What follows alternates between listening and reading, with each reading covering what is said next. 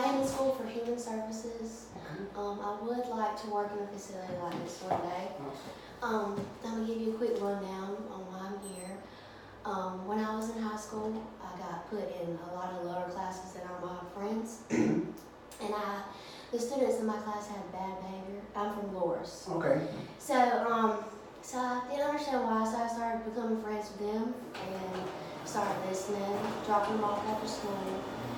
And I learned different lifestyle, a different culture, and it inspired me to be here today. Awesome. And so I just have a couple questions for you. Okay. Okay. First of all, first question is, what is the goal of this agency?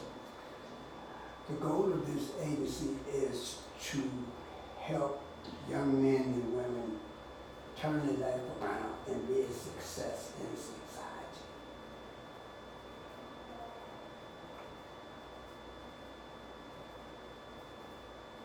I'm not the fastest writer. That's all right. Okay. What is your job title, your job role? Program director Okay.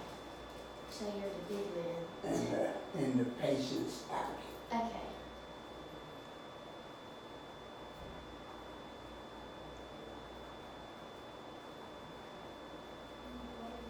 Okay.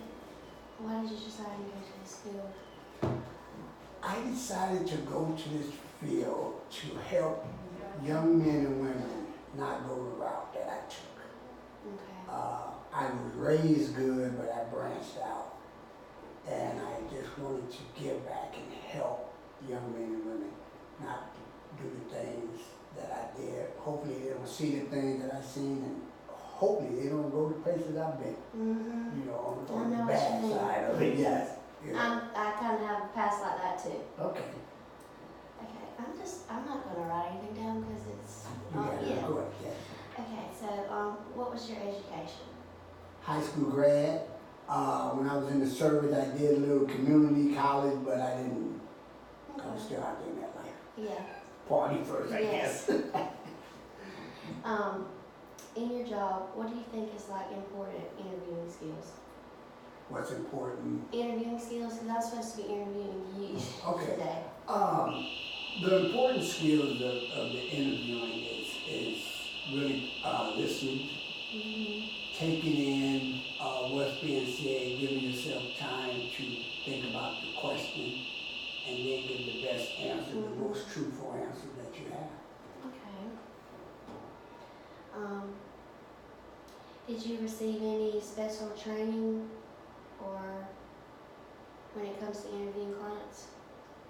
I did go through, years ago, I went through a supervisor's course, and it gives you a little training on the questions to ask, what to look for in the body language, things of that nature, Okay. when it comes down to asking certain questions. Okay. What is your technique or style when interviewing clients? I feel like all these are the same questions. The technique is to try to get them to give you the most honest answer. And my technique is to look them in the eyes and hopefully be able to act whenever they give me an answer. That's a technique that I always use. Sometimes I can ask somebody a question, they can look away and give me an answer. Yeah. Kind of makes me feel that answer is true for now. You know. How does your interview technique change depending on the attitude and personality of the client? It doesn't. I stay the same, but my decision might not be the same as it was at the beginning, because I believe in giving everybody a fair chance. Okay. But then I just still stay me, and then at the end I make the decision on how they do? Yeah. Any suggestions or recommendations that you have for me regarding interviews when I'm in an interview? Yes. The main thing is that you want them to feel comfortable. And you want them to know, I always let them know a little bit about me. First and foremost, I want you to feel comfortable with me, and tell you a little bit about me. and I just want you to really feel comfortable, and I just want the truth. Yes. And that's the best way that I try to do. I have a little sense of humor, Mm-hmm. you know, Me too. with it, to really make them feel comfortable, you know, to get them to laugh, but then also let them know that, hey, you know, this guy is really serious about this interview, about this job. What are your day-to-day responsibilities? What's that now? What are your day-to-day responsibilities? Day-to-day responsibility is to provide the best care, welfare, safety, and security for these patients. In doing that, it takes a lot of listening. I have to hear you in order to try to help them. And that's my day-to-day, and that was staff day-to-day responsibility should be. Okay, I like that. What type of adolescents do you help? All types, mostly That's with right. behavior issues. Yes.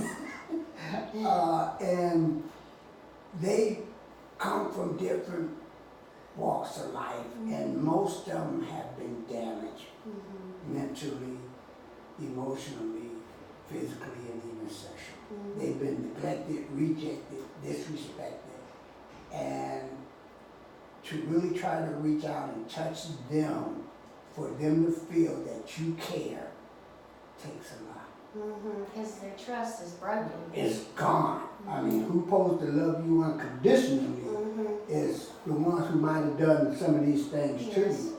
And then now, for me to trust you, you guys to really earn it. And I think the most important way is that I just want to know about you. How can I help you? Not the situation. If I can help you, the situation change whenever you get to that point. And that's my day-to-day operation, and I love it. What activities in counseling? I'm sorry.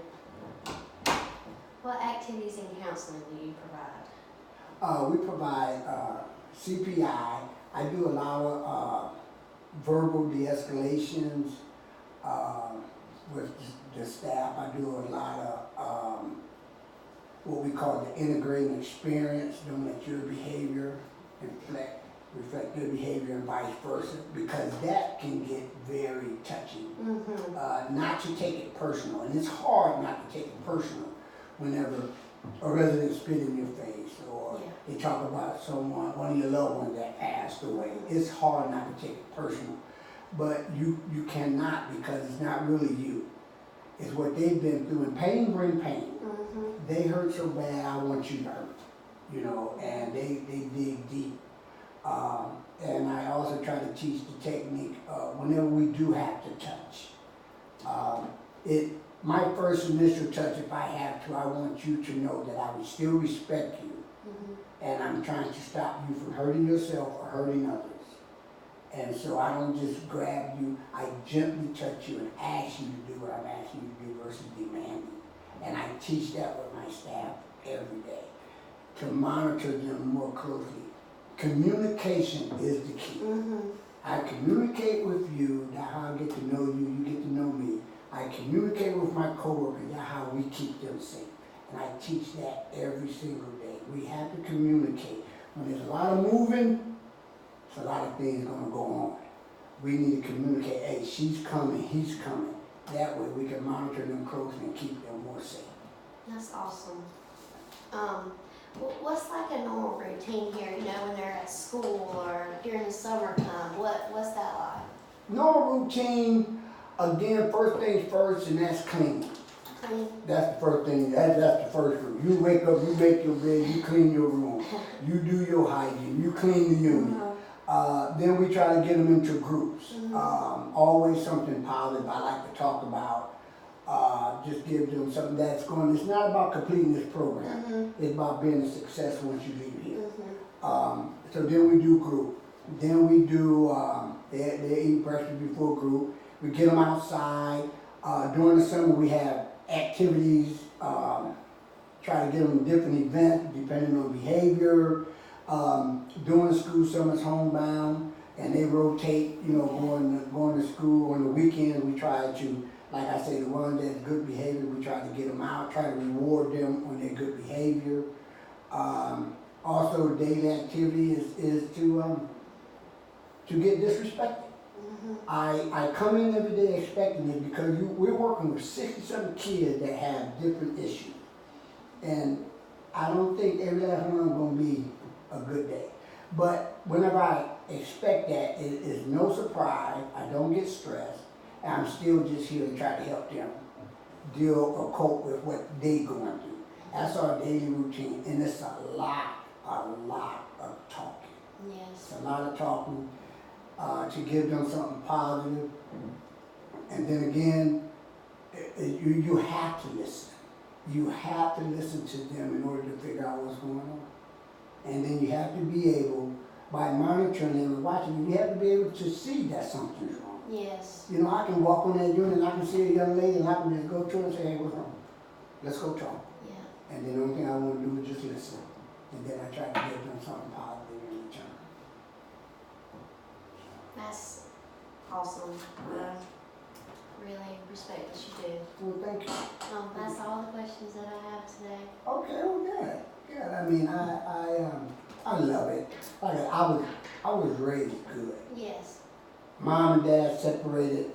I branched off, following my older brothers. Mom trying to work to watch two kids. I mean, to feed 5 kids, 2 jobs. Thought I was making it easier for her, but of course I wasn't. And I just want to give back.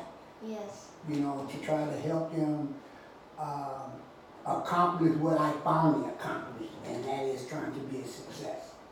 Change my old ways, learn the new ways. I do speak a little religion, but it depends on if they want to hear it. Yes. Yes. I don't force it, Yes. but I just let them know that would change me. It's God. You know, so I just try to let them know that you is loved, I do care, I'm going to hold you accountable, but I want the best for you. And that helps them, and they realize that somebody do care. And that's what I do on the daily. Sometimes it get overwhelming, Yes. but I love it. And don't you feel like, you know, all that your past brought you to where you're at today? Oh yes, Yes, me too. most of God got me here. Me too. I had many opportunities to do other things, and I mean, I started when the pay wasn't good at all. Yeah. But another job over here be paying a little bit more money and wherever I want to go, but I would consult with God, and God kept me where I'm at, and it paid off. And the best reward that I get from doing this, and it's not the money, is that whenever I see some young man or some young lady that I helped along the way, they come and they thank me. I haven't ran into a kid yet that came to me aggressively after I saw them after they always thank me. That's the best reward. That's the best feeling. You know, I get a phone call, got a young lady that felt that she wasn't gonna never be nothing. A student, she's in college, sophomore in college and doing great. And she always called up and thanked me because she wanted to give up, and I kept pushing her. That's awesome. That's the best reward. Yes, You know, it is to is. see them, you know, making something out of their life. Yeah, best reward. So. Well, thank you. Well, thank It's you. nice meeting you. Nice meeting you too. Very nice meeting you. Thank you. I wish you the best too.